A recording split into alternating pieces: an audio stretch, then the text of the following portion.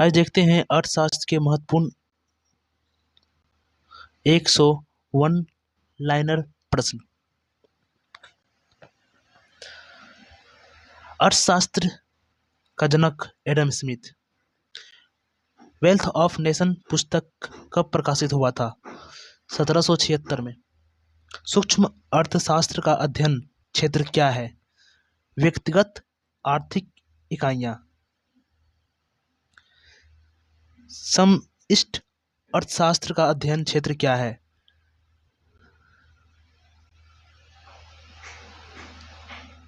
संपूर्ण अर्थव्यवस्था। मांग का नियम किसने प्रतिपादित किया? अल्फ्रेड मार्शल ने। मांग का नियम क्या कहता है? मांग का नियम क्या कहता है? कीमत कम होने पर मांग बढ़ती है।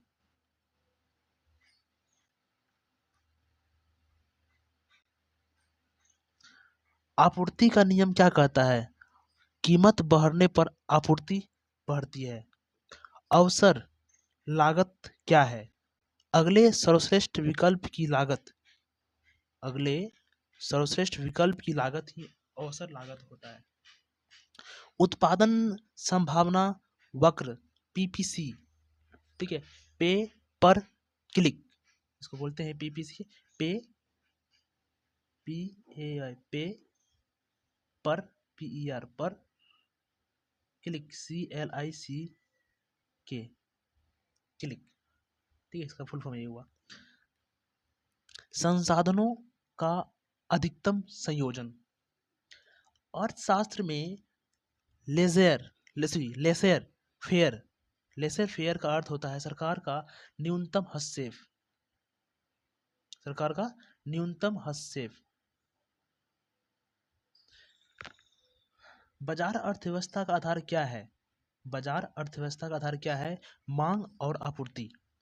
नियोजित अर्थव्यवस्था का आधार क्या है? सरकारी नियोजन। मिश्रित अर्थव्यवस्था में क्या शामिल होता है? निजी और सार्वजनिक क्षेत्र।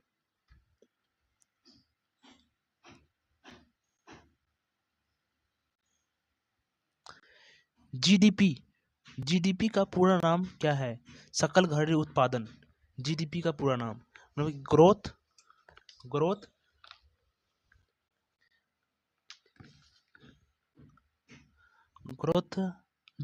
Growth domestic product, GDP. और जीएनपी का पूरा नाम क्या होगा? GNP growth national product, GNP, ठीक है। सकल राष्ट्रीय उत्पादन। एक होता है एनएनपी,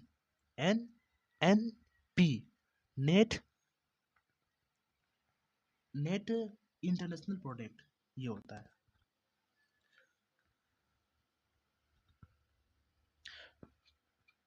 प्रति व्यक्ति आय की गणना कैसे की जाती है? जीडीपी को जनसंख्या से विभाजित करके। जीडीपी को जनसंख्या से भाग दे देंगे, विभाजित कर देंगे, तो मेरा प्रति व्यक्ति आय निकल जाएगा। मुद्रास्फीति क्या है? मुद्रास्फीति क्या है? कीमतों में समान वृद्धि। कीमतों में समान वृद्धि।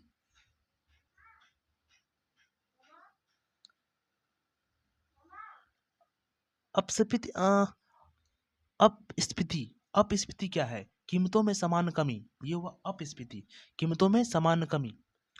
स्टैगफ्लेशन क्या है? स्टैगफ्लेशन क्या है? मुद्रास्फीति और बेरोजगारी का संयोजन, ये है स्टैगफ्लेशन। बेरोजगारी दर की गणना कैसे की जाती है? बेरोजगारी दर की गणना कैसे की जाती है? बेरोजगार व्यक्तियों का श्रम शक्ति से विभाजित करके। बेरोजगार व्यक्तियों का श्रम शक्ति से विभाजित करके बेरोजगारी दर की गणना की जाती है।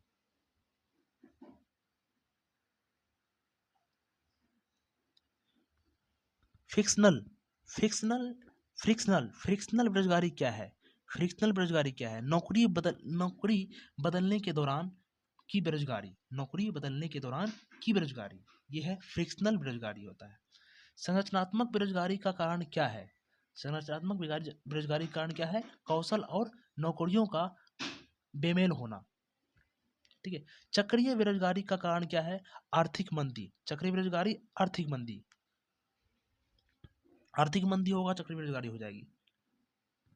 तो चक्रीय बेरोजगारी का कारण क्या है? आर्थिक मंदी। पूर्ण रोजगार का मतलब क्या है? सभी इच्छुक लोग, सभी इच्छुक लोग मतलब है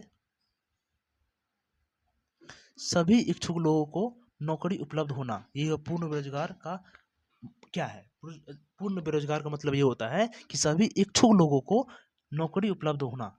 यही हुआ पूर्ण बेरोजगार का मतलब। मुद्रा का मुख्य कार्य क्या होता है? मुद्रा का मुख्य कार्य क्या है? विनिमय का माध्यम। भारतीय रिजर्व बैंक की स्थापना 1935 में। भारत में कागजी मुद्रा का नियंत्रण कौन करता है? आरबीआई करता है। आरबीआई करेगा। ठीक है। सीआरआर का पूरा नाम क्या है? CRR, cash cash reserve ratio. Cash reserve ratio मतलब कि नगद आरक्षित अनुपात। एसएलआर का पूरा नाम क्या हुआ? Stay statutory statutory statutory statutory liquidy liquidity statutory liquidity ratio. जैसे कि देखो ना, STATULORY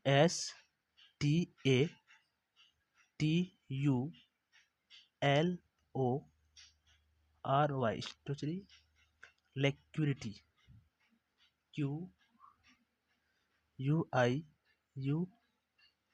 QUIUIDITY,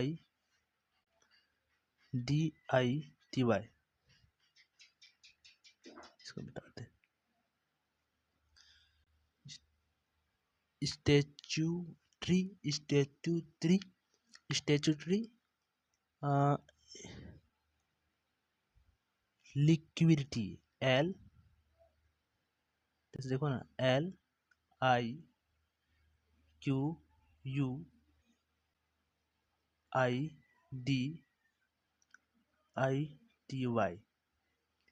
ratio. RATIO ratio. ठीक, ये होता है। रेपो रेट क्या है? रेपो रेट आरबीआई द्वारा बैंकों को दी जाने वाली ब्याज दर है। रेपो रेट आरबीआई द्वारा बैंकों को दी जाने वाली ब्याज दर है, repo rate. Reserve repo rate क्या है?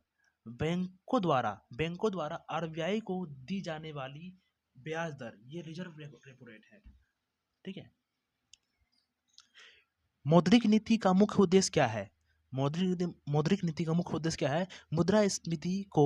मुद्रास्फीति और आर्थिक स्थिरता का नियंत्रण करना। ठीक है। राज्य की अगर देखा जाए,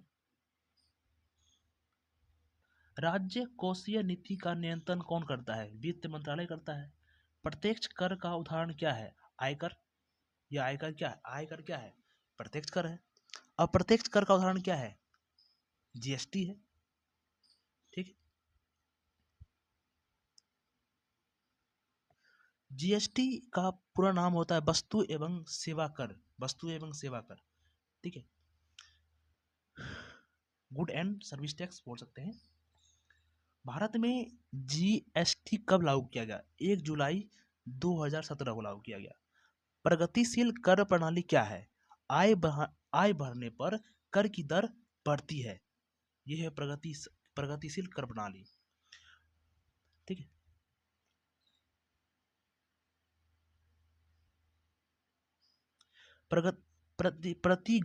प्रतिगामी कर प्रणाली क्या है? आय बढ़ने पर कर दर घटेगा। ठीक है। आय बढ़ने पर कर दर घट जाएगा। भारत में योजना आयोग की स्थापना 1950 में किया गया था। नीति आयोग की स्थापना 2015 में। भारत की पहली पंचवर्षीय योजना कब शुरू हुई? 1951 में। भारत में हरित क्रांति कब शुरू हुआ? 1960 के दशक में। हरित क्रांति का मुख्य उद्देश्य क्या था? कृषि उत्पादन में बढ़ाना। श्वेत क्रांति का संबंध किससे है? दूध उत्पादन से। भारत में श्वेत क्रांति का नेतृत्व किसने किया था? वर्गीज कुरियन ने किया था। वर्गीज कुरियन ने किया था। भारत में गरीबी रेखा का निर्धारण कौन करता है? नीति आयोग करता है। गरीबी रेखा का निर्धारण नीति आयोग करता है।